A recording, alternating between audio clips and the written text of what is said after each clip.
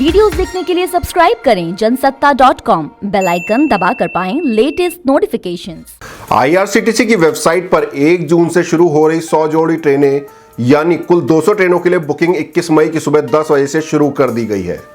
इनमें 17 जनशताब्दी, 5 दुरंतो और बाकी मेल व एक्सप्रेस ट्रेनें हैं। आपको बता दें कि रेल मंत्री पीयूष गोयल ने 20 मई को इन ट्रेनों के बारे में ऐलान किया था। इसके बाद रेलवे ने उन 100 रेलगाड़ियों की लिस्ट जारी कर दी जो 1 जून से चलेंगी। इस रिपोर्ट में हम इन ट्रेनों के रूट, किराए और बाकी तमाम नियमों से रूबरू होते हैं।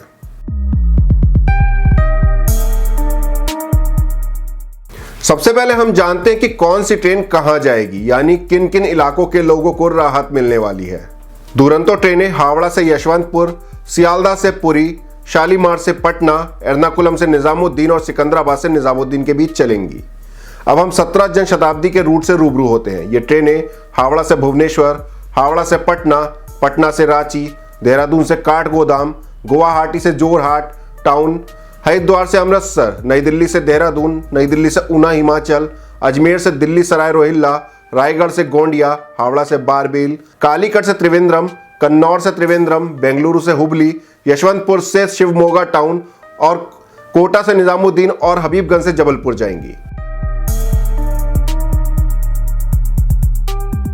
अब हम बाकी एक्सप्रेस व मेल ट्रेनों के रूट और उन ट्रेनों के नाम की जानकारी देते हैं, तो आप गौर से जरूर सुनिएगा।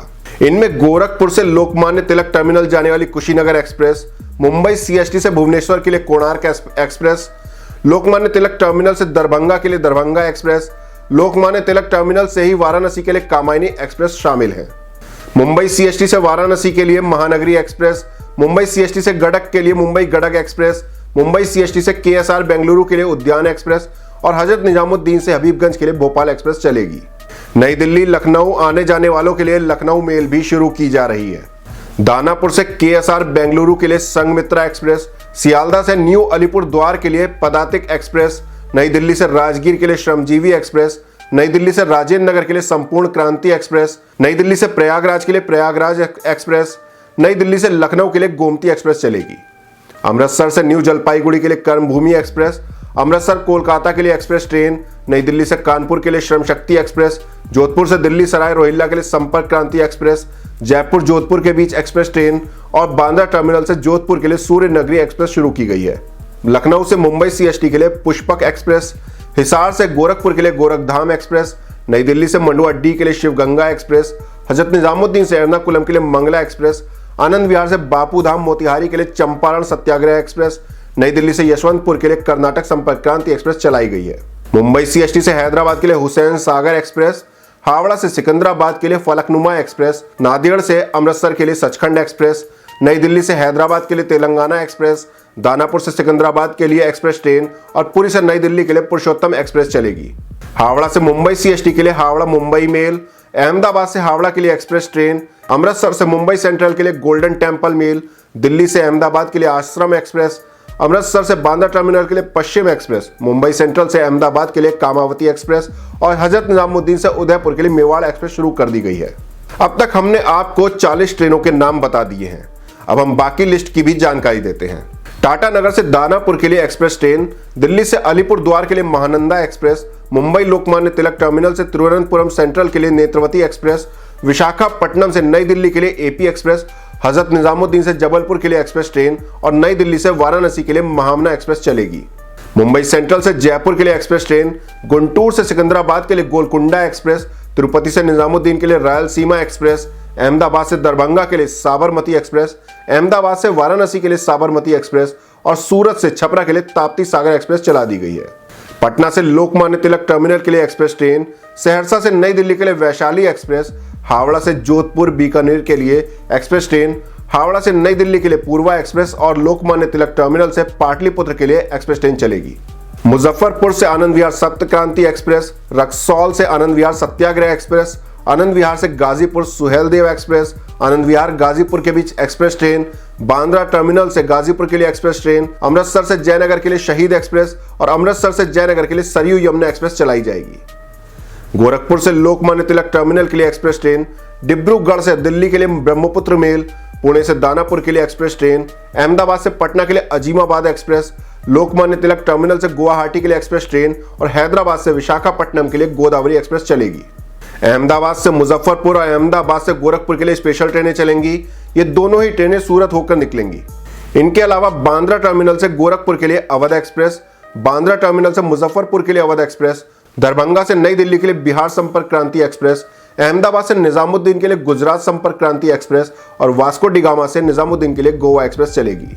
आपको बता दें कि कम दूरी के स्टेशनों के बीच सिर्फ चेयर कार वाली ट्रेनें भी चलाई जाएंगी। गौर कीजिएगा कि इन सभी 100 ट्रेनों में टिकट केवल irctc.co.in और IRCTC रेल कनेक्ट ऐप के जरिए ही होगा। टिकट 30 दिन एडवांस में बुक कराई जा सकेगी। जनरल क्लास की सीटों के लिए भी रिजर्वेशन कराना होगा और उसका किराया सेकंड क्लास यानी सिटिंग क्लास के बराबर लगेगा। इसका मतलब यह है कि पहले की तरह जनरल बोगी खचाखच भरी हुई नजर नहीं आएंगी, वहीं बाकी श्रेणियों के लिए भी किराया सामान्य रहेगा।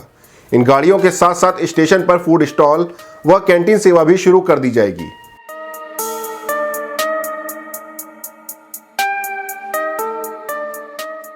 यह भी गौर करने वाली बात है कि अब ट्रेन के सफर के लिए स्वास्थ्य संबंधी प्रोटोकॉल का पालन करना होगा। यात्रियों को हर हाल में 90 मिनट पहले स्टेशन पहुंचना होगा।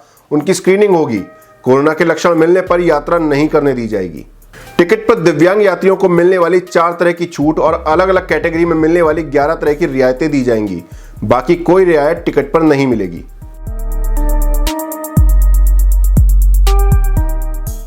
अब सवाल उठता है कि हर ट्रेन में कौन कौन से कोच होंगे, क्योंकि रेल मंत्री पीयूष गोयल ने नॉन एसी ट्रेनें होने की जानकारी दी थी।